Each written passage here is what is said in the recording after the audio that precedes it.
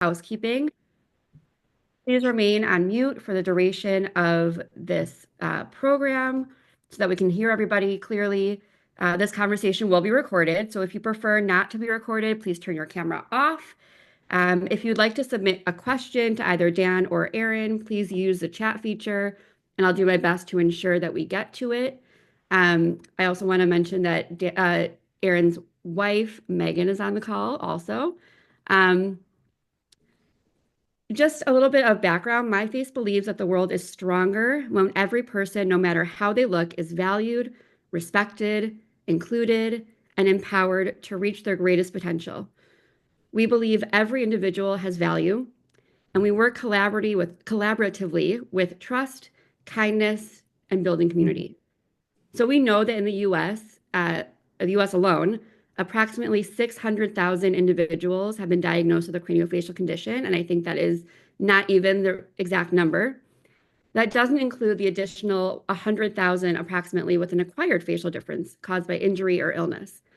So tonight we are proud to touch upon acquired differences and just a little bit of background into the history, not the whole history of myFace because it runs deep, but the reason why I'm sharing this tonight is that in 1951, Dr. John Converse launched an innovative concept of interdisciplinary care based on his experience treating severely wounded and burned soldiers during World War II. It was as a result of his leadership and pioneers like Dr. McCarthy and Dr. Cutting that what has now become myFace has had roots to continue to grow from and reach individuals and their families, whether that's prenatally or later in life. We're able to provide comprehensive psychosocial care and support so that nobody going through this journey with a congenital or acquired facial difference feels like they're alone. So with that, Dan, Aaron, Megan, welcome. Thank you. Thanks for having us. Thank you so much for taking your time out of your evening to be in community with us. You both come from different experiences, but intersecting in a lot of different ways. So I'm going to just, start asking questions, and I'm sure more will come to me as we, start talking. But I would love if, Aaron, you can kind of just give a brief, we'll get in it. So just a brief introduction of who you are. Okay. Yeah, I'm Aaron James, 48 years old, lived in Arkansas my whole life, born and raised.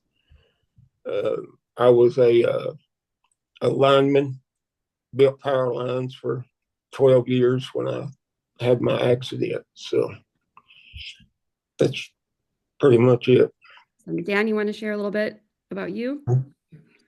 Yeah, so my name is Dan.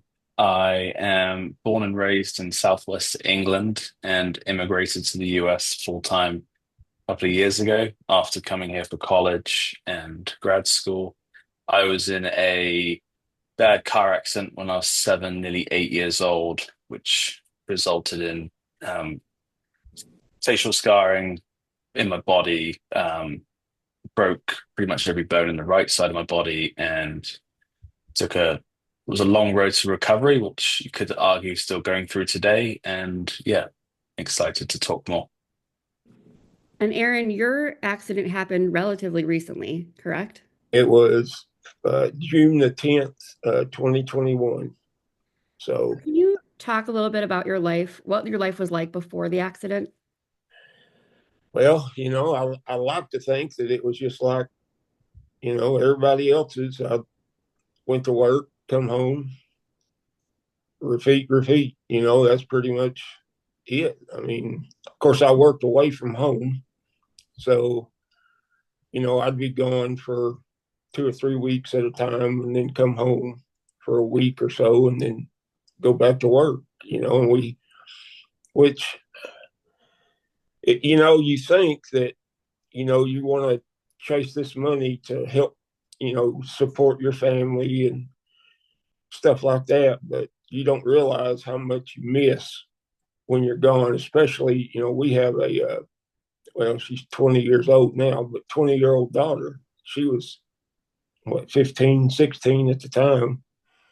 So, I missed a lot of volleyball games and basketball games, and which I regret. But I just had to do what I had to do, and it was just that was just our lives, for until June of 21. So, What were the biggest physical and emotional challenges you faced after your injury? And I know that's a very, very big statement question. If you can give us a little bit of depth to that. well, of course, I don't remember the accident happening at all. The last thing I knew, I was working just in Oklahoma, just south of Tulsa. The only thing I knew is I went to work, and 6 weeks later, I wake up in Dallas, Texas, with missing my arm, and that's all I knew in the beginning. And 70 pounds. Yeah, and 70 pounds I lost. But luckily, my wife, she was there when I woke up. So, when I first started coming to, I could hear the beeps of the machines and all that stuff. And first thing I thought was I'd been in a car accident. That's just where my mind went. But Megan, she come over there, and I noticed that my arm was gone, which I was left-handed, so of course that's the one that had to go. So, but my wife, she come over and she explained to me what had happened and where we were at and how much time it went by. And, you just like, is this really, happening to me? I mean, this ain't supposed to happen to me. I mean, I just go to work and come home. I mean, why does this have to happen? But, it, and it's not only physical, it's a lot of mental stuff. So, you're not only healing physically, but you got to heal mentally as well. And that's where I believe your family, your support group, whoever you have around you, that's where they come in and, just kind of keep you lifted. If it, Megan and daughter Allie and my sister and my mom, they were there anytime I needed them, they were there. So that was big. I mean, on the mental side, and then you get the mental side going, and then that gets your kind of your willpower, I guess, going, and your drive, and then that'll help you with the physical stuff. But yeah, I didn't know in the beginning or when I woke up that my face was pretty much gone.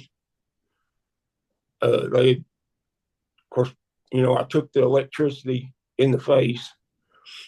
So whenever they took away all the dead tissue, it was pretty much nothing. I didn't have a nose. I didn't have a mouth. They had to take my teeth. I mean, they had to take a muscle out of my back to put on my face initially just to have something. So I couldn't walk. I had to learn how to walk again. And I can see why we learn that at a young age, because when you actually have to think about walking, it's not easy to do.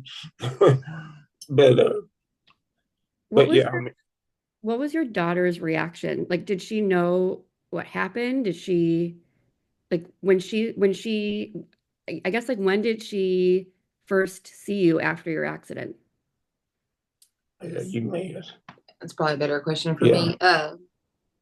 So she went with me to the hospital that night. We were together in the vehicle, and they initially wouldn't let her back into the ER because that's where he was still at when we got there. But she came back and she saw him, and then from then on, she saw him pretty much all the time. I was with an injury like that. She was 16.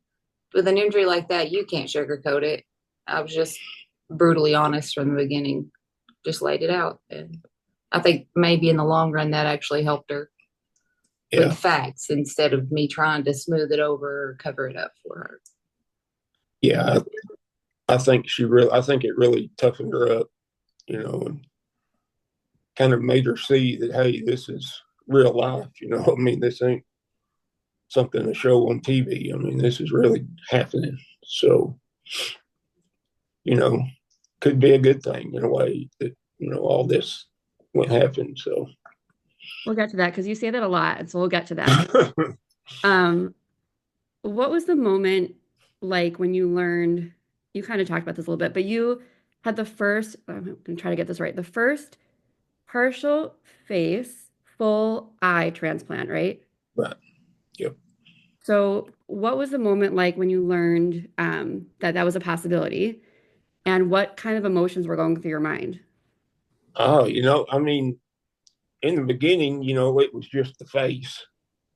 And then, of course, we were having to go to New York once a month and stuff for testing and all this. And then about halfway through that, my doctor, he said, hey, he said, I want to ask you this. He said, you don't have to do it.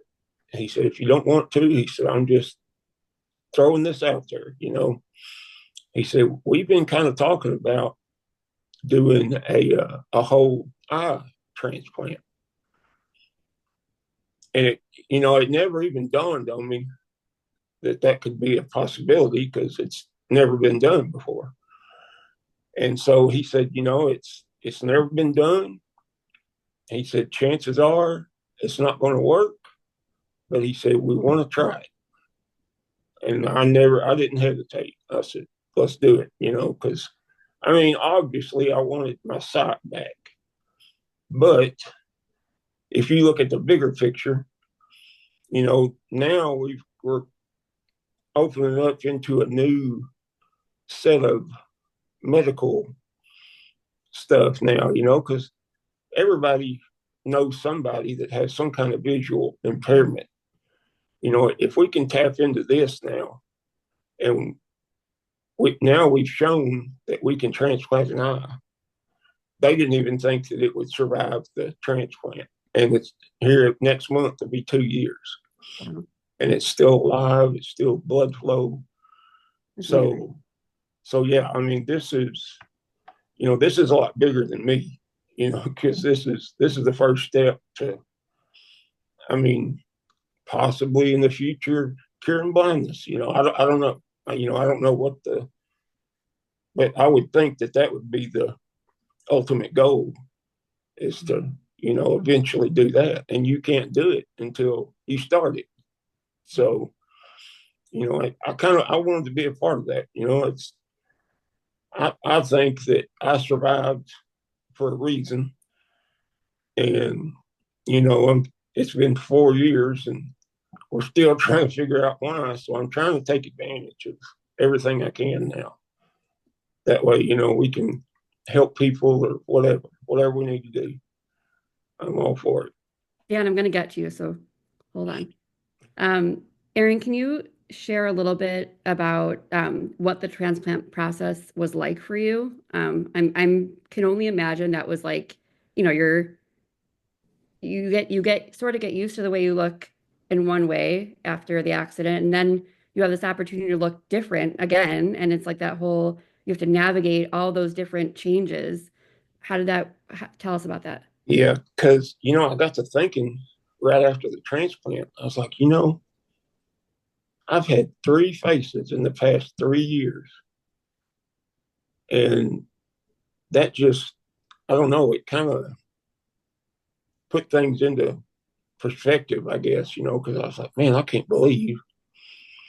Because after the accident, after the initial uh, surgeries and stuff, and I come home, of course, I still didn't have a nose and I didn't have a mouth really, it's just a hole. So I still had a feeding tube and a trach. I couldn't smell anything. I couldn't taste anything. When I'd go out, if we went out, I would wear a mask because I didn't just want people It's a web. staring at me. So yeah, I mean, and that was tough. That was tough to kind of get used to. And so after the transplant, I was actually wanting to get outside after that, because I was like, man, look at this, look, I want people to see me now. I want them to ask, what happened, but so, so yeah, I mean, I've been through, I think we've been through every emotion possible in the past 3 or 4 years, but I mean, everything's went good and we've met lifelong friends through this. And I mean, I'm going to say great, but it's been great. Grateful. Yeah. You said this a lot on our call before that good has come from this tragedy. Did you were you always like this? Like were you always, kind of see the glass half full? Because Well, that's a big statement to go through something like that and then still see the good out. I mean, granted, like that was an accident, right? It wasn't, mm, but how, like, was this something that you always felt, or is this both of you, or is this something that kind of came from this experience? well, I'll probably, I'll probably thank my parents for that, you know, the way we were raised. And I mean, the way I look at it, there's always in a, there's always somebody that's in a worse situation than what I'm in. I mean, so I almost feel like I don't have the right to complain, if that makes sense. I don't know because there's people that are way worse off. I'm still alive. I still got my family. I mean, that's it right there. So everything else, we've made new friends through this, and I mean, I mean, we even talk about it. We're like, we can't believe how good everything has went since the accident. I mean, it's almost Like it was just laid out perfectly. yeah. Everything has just fallen like it had its own slot and it just fell right into place Yeah, all along. yeah. It's crazy feeling, really. It's just what needed to happen happened, and there was no second guessing anything or none of that. And because I think I was at a point before the accident, I wasn't much of a people person, and I'd go to work and just kind of hang out with those 3 or 4 guys on the crew, and you see the news, and you kind of get a little down on humanity, really. But after this happened, this has shown me a whole different side of how people can be. I mean, this has totally, totally restored my faith in people. I mean, it's just wonderful how people's been through this. Total strangers are just great. So so yeah, that's what I mean, and it's kind of been a good thing. It's kind of no pun intended, but it kind of opened my eye to the way people, people are when you really need them. Yeah. Yeah, totally. Yeah. So Dan, I'm gonna switch over to you for a minute. Um, your experience is different, right? Like partially because your accident happened when you were younger. Mhm. So can you talk about what your life was like, you know, I guess before the accident, you were young. Mhm. Um, and then a little bit about like your childhood because you acquired your facial difference at a pretty young age. Yeah, so I think, like your average kid outside all the time, playing with friends and family and people in the neighborhood. And I was pretty active as a child. Live in quite a rural area where I grew up, so we're always out hiking and walking and doing everyday activities. And yeah, I went to visit family down in Australia. And the same day that we arrived, literally 3 hours after we landed, we got hit, T-boned by another car going, way too fast. And yeah, I was left with just destroyed the right side of my face. My the doctors and people that were there had to like hold the side of my face onto me because it was literally hanging on by a thread. And I lost all my teeth, and the right side of my body was effectively crushed. So, it was what I do remember. I don't necessarily remember the impact of what happened, but I remember my dad. I've seen my dad cry 3 times in my life, including up until now.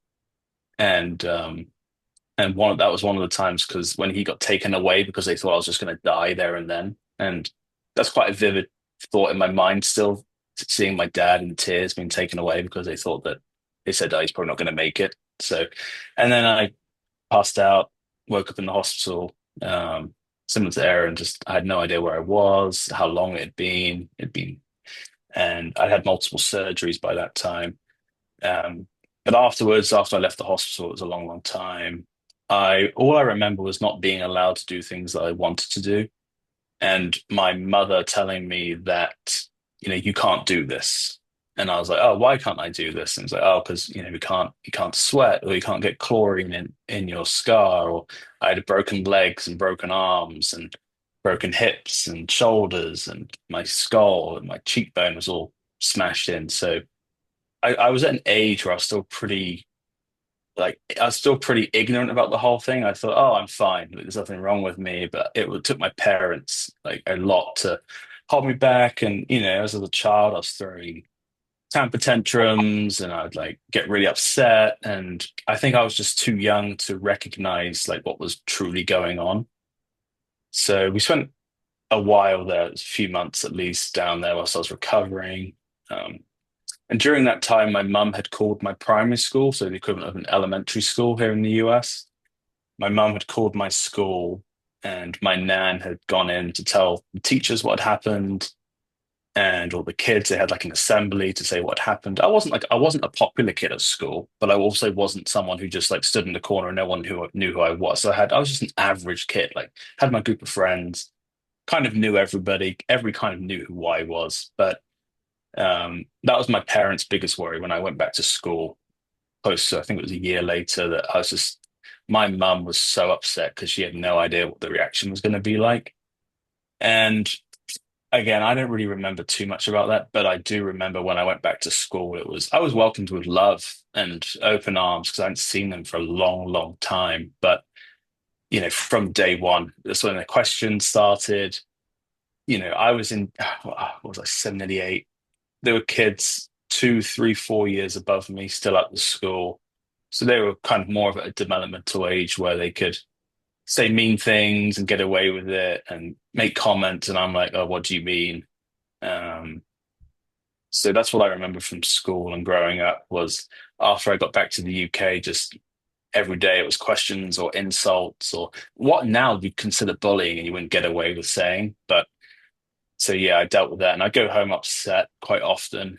And I think what was different back then as well was my parents, like, and where we were based, they didn't really have an organization like myFace, or they didn't know anybody else that had gone through a similar thing. So my parents were kind of stranded on this island of how do we deal with this child who now, half of his face is bandaged up and recovering and can't talk properly because I've lost my teeth um, and their family friends having questions. It wasn't just the kids that were asking things; it was also the parents, the parents of my friends, and be like, "Oh, is he okay? Like, oh, is he going to be all right?"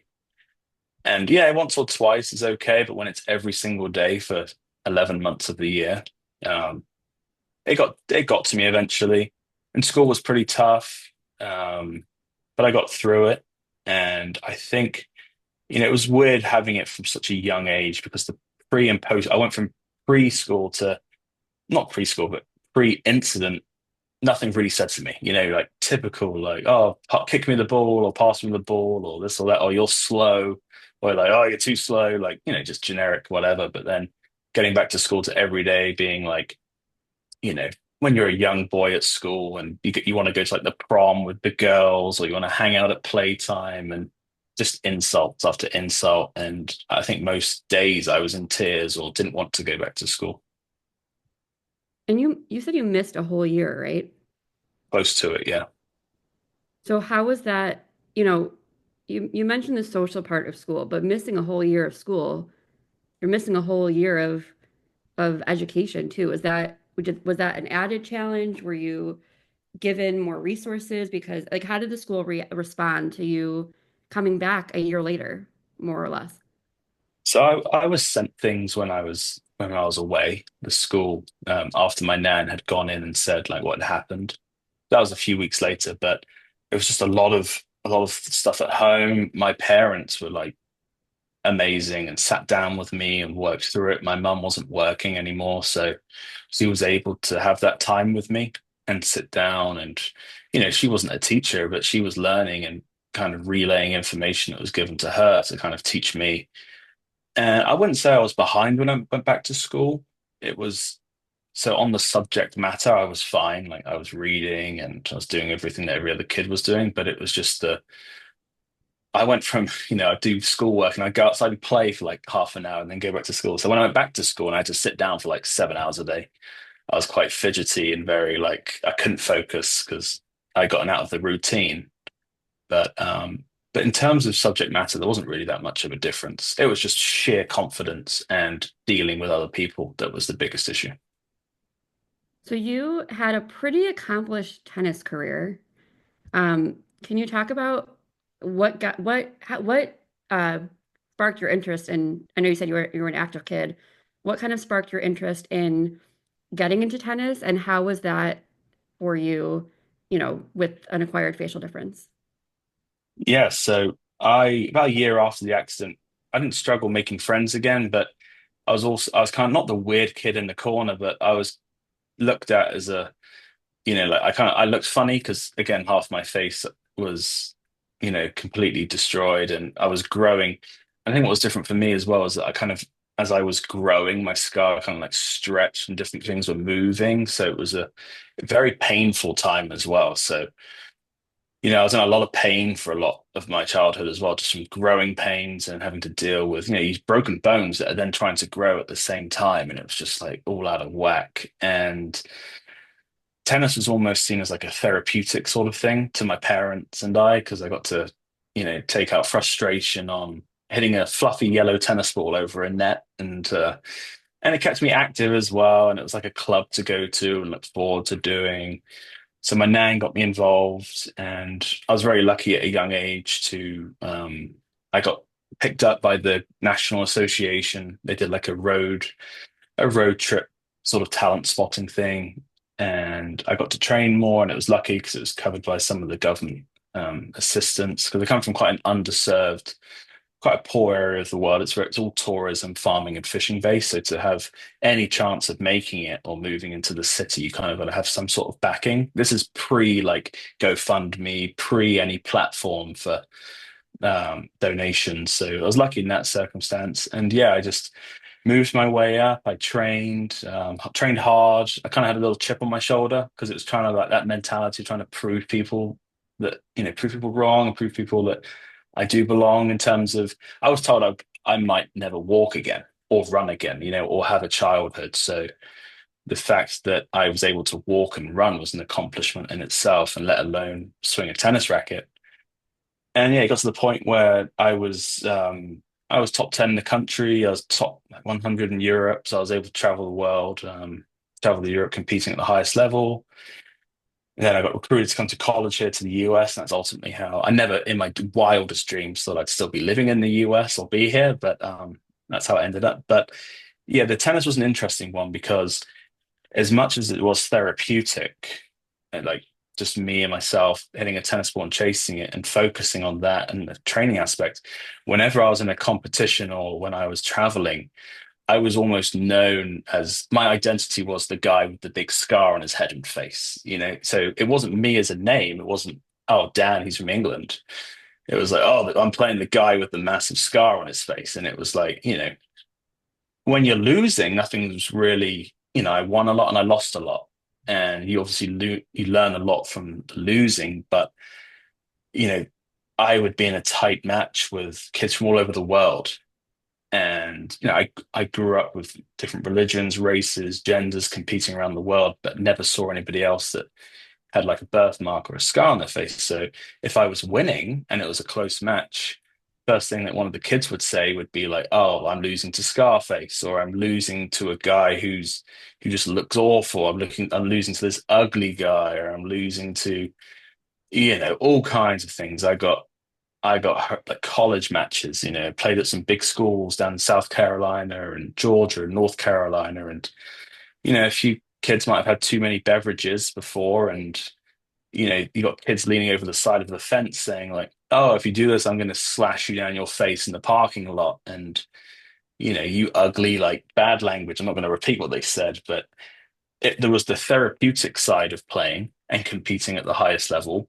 But every day and every match, I knew that at some point, if they wanted to get into my head, and it didn't always work. Like sometimes I was really proud of myself and blocked it out. But when you're tired, jet lagged, and you're playing at altitude in, Eastern Asia, and it's only you and one of your friends there, and you're tired, and someone's parent comes up to you and calls you an ugly, like, "Oh, I'm going to see you in the parking lot and give you another scar to match your other one." It's kind of hard to focus. And so dealing with the mental consequences during tennis as well was torturous. But I like to think that now that I'm out of that stage of my life, that it's taught me a lot about, resilience, grit, and just, recognizing other people's emotions and understanding that it's not me, like it's nothing to do with me. It's more so how other people feel about themselves that then deflects their behavior and attitudes onto me, because I could be deemed as an easy target because you look different or have a feature which is easily targetable. So I shared with you both that I was born with a congenital craniofacial condition. And for me, there's certain triggers that I have. So like if I go into a hospital and I smell something, it will like give me a visceral reaction. Do you, either of you, have anything that when you're like, that kind of bring you back in a way that you don't like? And if so, do you have any like, you know, tools that you use to kind of ground yourself? I overtaking trucks on the interstate kind of I am not a good passenger, and my wife would be the first to recognize that as well. I am a terrible passenger in a car. Um, Growing up in Europe, used public transport a lot, and I enjoyed that driving. Like I drive and I enjoy driving, but it's not my if I can you get there on the train or get anywhere else, then I will not drive. And if I will try to drive if I'm with people. And another thing as well is when you see people drinking and driving as well at bars and restaurants. Like I will never have a sip of alcohol and get into a car because of what happened to me. But when I see people drinking and driving, like even people at college that I knew would have a few light beers and then want to drive home, and I used to get really mad. But that's my main thing. Um, Aaron, you went to DC last week, correct? Yes. And you are advocating for what? It's the ASTS, ASTS. It's the transplant society, surgeon society. There's a lot. There's a lot of it's a lot. But what the deal is, there's fixing to be a lot of funding that's going to be cut, and they they think it's going to be in the transplant side. So they had us, me and I think like 10 other transplant patients, go to DC and talk to well, not the Congress people, but their staff, because there's a bill that we're trying to get passed that's not going to it's not going to It's allow the Living Donor Protection Act. Yeah, Living Donor Protection Act. But I think the government is wanting to take over and run it by themselves. Without the input of transplant physicians and transplant patients, without that voice, that's going to be impossible. Yeah, I mean they're not going to have any way of knowing anything. I mean, really. Yeah. So that's what we're trying to do. Trying to keep it to where you still got the doctors and the patients that are giving input. And a lot of these organizations, there's some turnaround and and switching organizations and moving things underneath other things. And a lot of that is they think they're moving too fast without the transplant surgeon and without the patient input, that they're moving too fast for it to make sense. So they really just want them to pause and not change anything right now until they reassess and see going forward which will make the best impact. Yeah, because they're afraid if they just stop it. It's gonna, for one, organs will go Yeah. unused, patients will die. And then as far as, the research in itself, it will be, pausing and reassessing. And that's always good. That it's a small setback, but you get back on course. But if you pause and reassess and stop this for any amount of time, it's going to put you back, with medical stuff, it's going to put you back years. Yeah. So they're just trying to avoid that huge setback. Yeah. And then, Aaron, you're thinking of writing a book. You're in the process of writing one. Well, honestly, in the beginning, it never even crossed my mind. But then we started having people come up to us and constantly. Yeah, I was like, oh man, you need to write a book, And I'm like, who's going to read a book about me? I mean, it's a lot just of me. So, the more we've talked about it, I think we're going to wait because we're getting kind of busy with some other stuff, and we'd kind of like to add that in there with it too. So, I mean, it's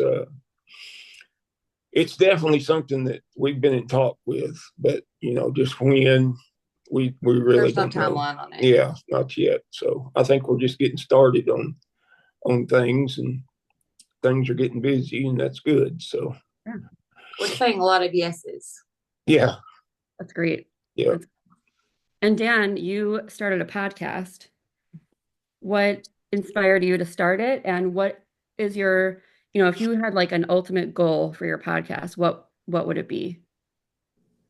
Yeah, I started it. I listen to multiple podcasts every day. I don't really watch television, maybe the occasional sport, read a lot, and let's just listen to podcasts. And you see so many on different topics, and I never have seen one. I know Katie Piper in the UK has but you never see anything with visible differences or really like that many disabilities.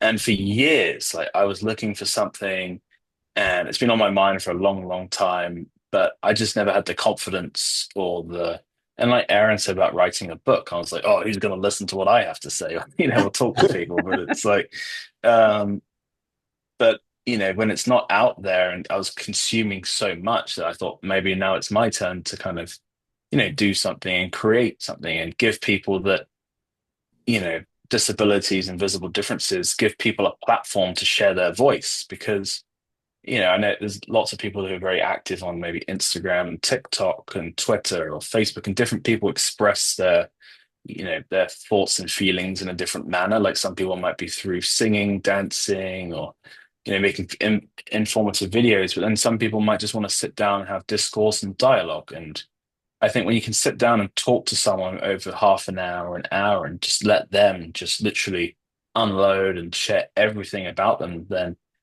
everybody's situation is different. Even if someone has a similar syndrome to another person, like, their childhood and their adulthood experiences could be so vastly different depending on where you grew up and your experiences maybe with your parents and friends at school. And yeah, I did it because I wanted to provide a voice for others and something that I would love to have listened to when I was growing up, or even now. Like I would love to have heard like, Aaron's story and how he manages with his day-to-day activities, with his visible difference, or with yours, Rena, like how you cope, different strategies, and how and if we can all learn from one another and kind of like progress to managing our daily lives. Because I'm sure we all have days where it's, some days are great. Some days you wake up and you feel like, oh, I feel pretty good today. And then there's some days where, you don't want to leave the house, or you don't want to get out of bed, and you don't want to do things. And being able to share that and be able to understand that other people are going through the same thing as well, then it's so comforting. And goal wise, and I know it's the momentum, it takes momentum to kind of increase outreach, but the ultimate goal is to get to make visible differences and like disabilities like common practice within the US and around the world. Like, I don't know about anybody on this call, but I've been through my fair share of HR trainings, and I have yet to go over a substantial disability or visibly different category on anything. Like, I was even on an interview once, and I said to them, oh, I was talking to them about they asked me about a time with inclusion. I was like, oh, well, with visible differences and what I want to do, and they go, oh, that doesn't really count.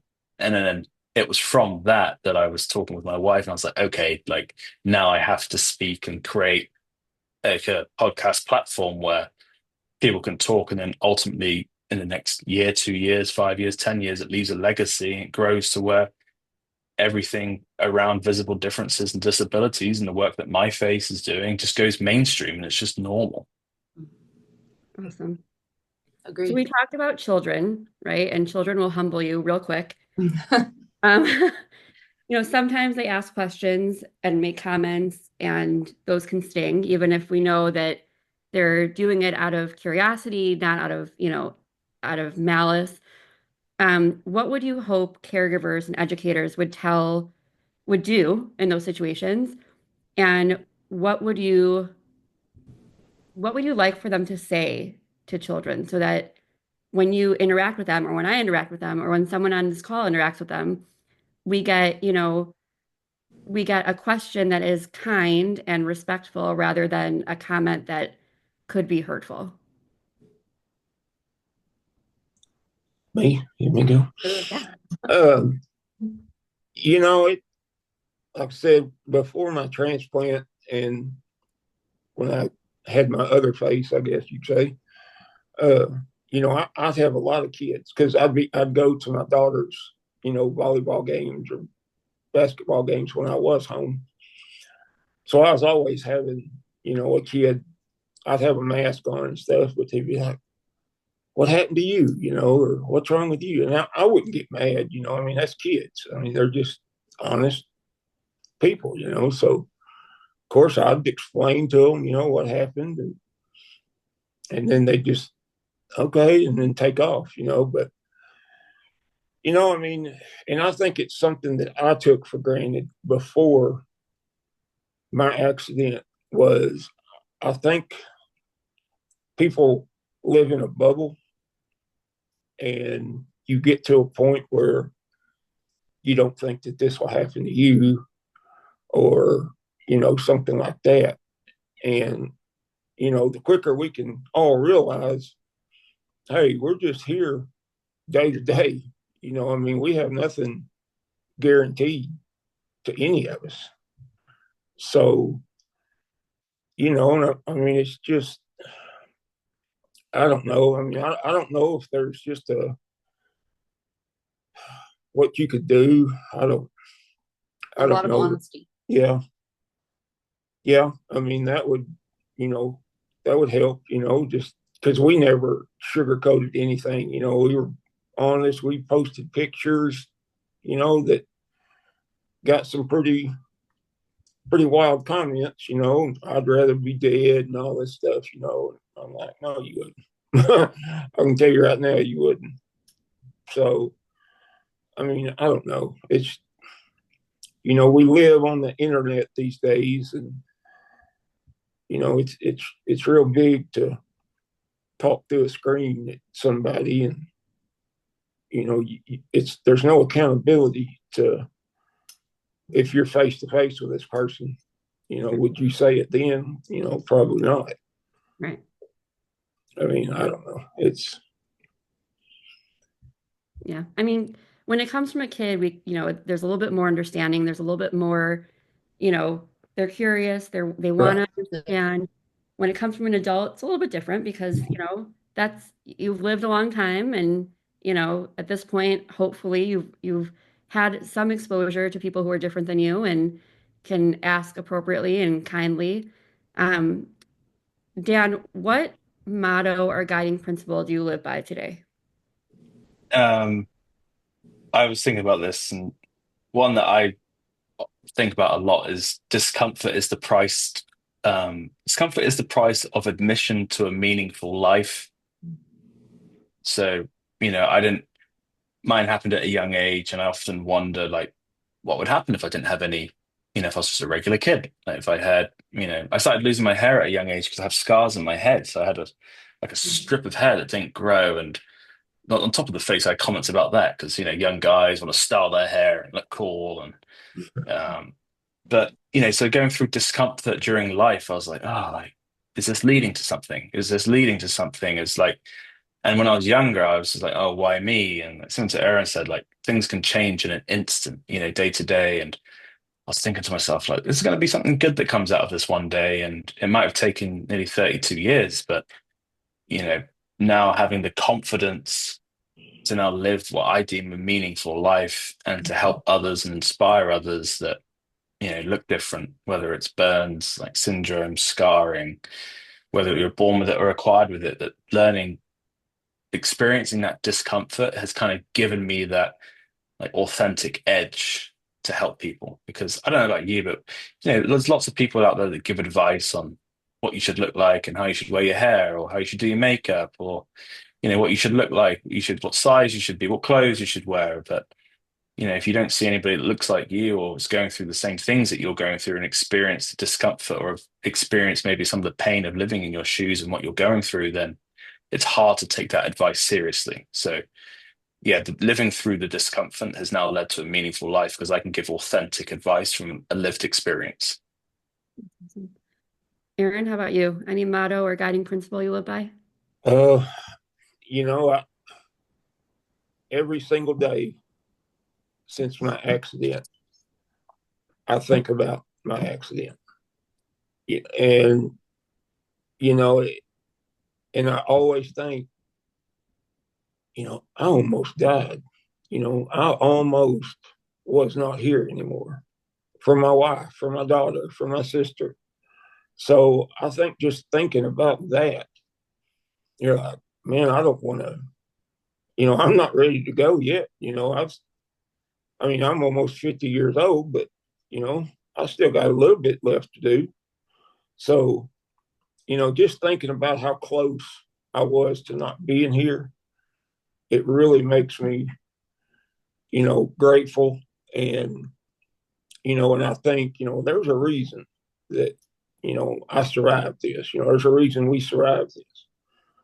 And so until I figure it out, that's what I'm going to do. I'm going to try to figure it out. So however much time I got left, I'm going to try to figure it out. So that's pretty much what keeps me going, I guess. Awesome. Whew. Well, I knew that this was going to be a great conversation. I was excited about it when we scheduled it, and it was awesome. I want to open it up to the chat. There's a couple of things in here, comments, and um, Charmaine says, Aaron, your perseverance and courage is truly admirable.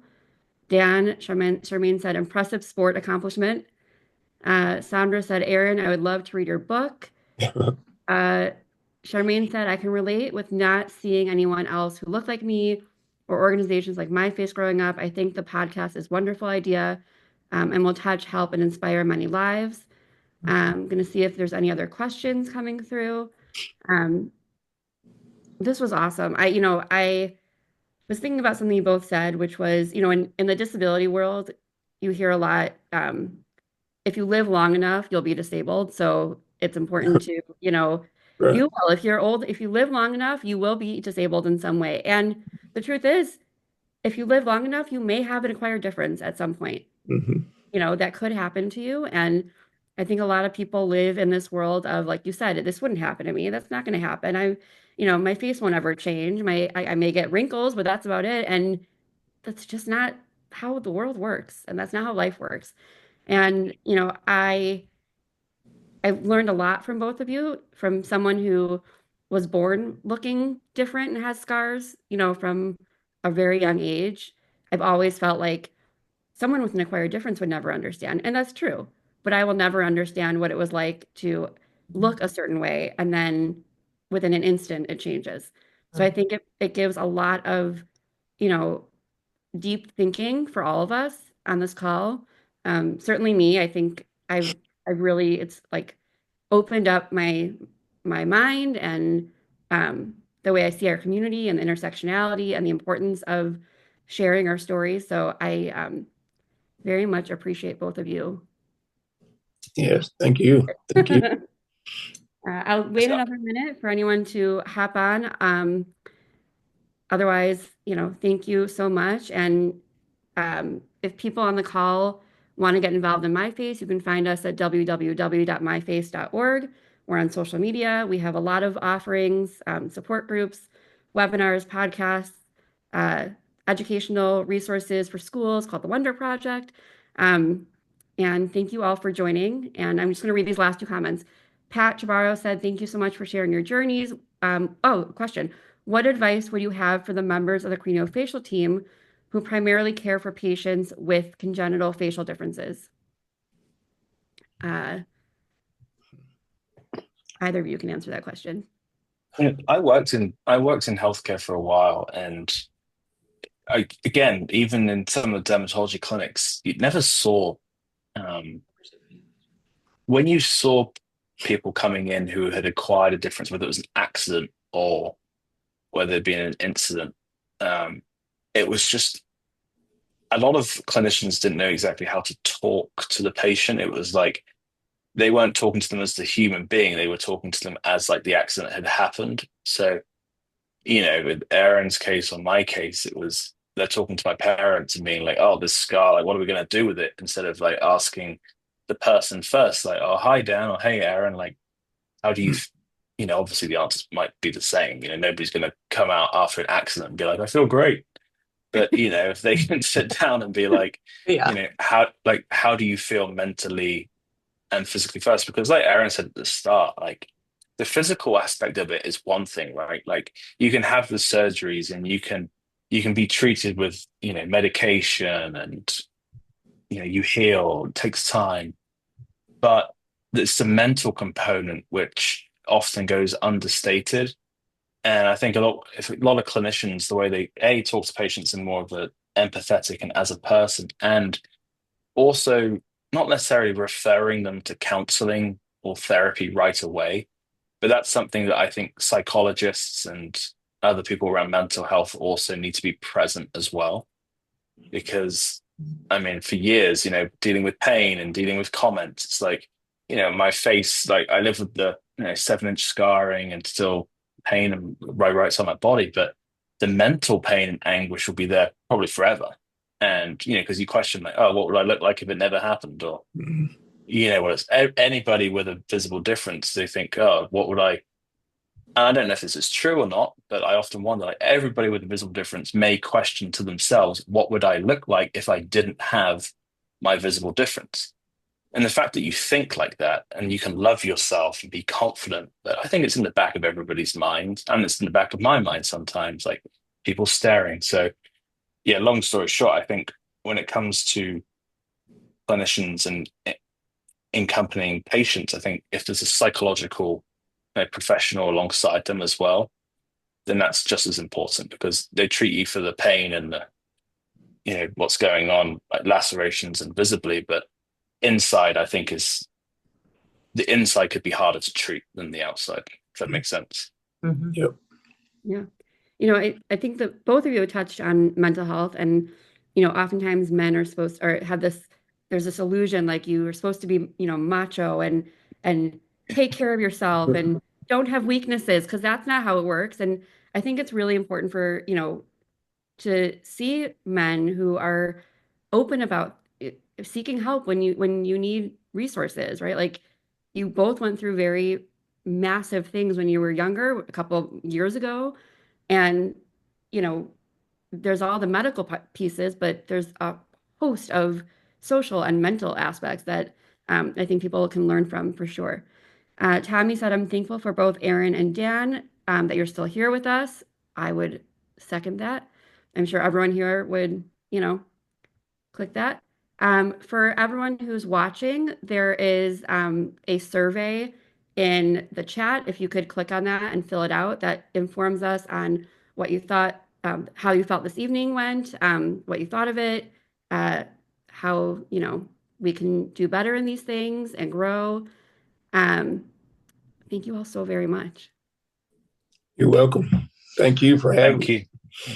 Thank you. And thank you to myFace as well, because you guys are the Wonder Project, like you mentioned. That's one of the biggest, most important. I mean, everything's important, but getting into schools and like Aaron, I think Aaron's to write his book tomorrow. I know it wouldn't be done tomorrow, but Get like, on it. but it's like if everybody could write a book and if everybody could share their experiences and like the more like the louder our voices are, the better, because Yes. there is still so much work to be done and to go for folks, in government and in every institution to be represented who look different, because we're a very, very, very, very small minority, and we have a huge story to tell and share, and we go through some incredibly tough challenges and times, and you know our voices deserve to be heard, everybody. So I think everybody should be loud and share it. Absolutely. Yep. Amazing. Well, myFace is a 74-year-old organization, but we're just getting started. So, we're so glad to have you both. Thank Thank you you. all so very much for joining us, and hope to see you at our next program. Have a good night. Thank you. Thanks. Thank you.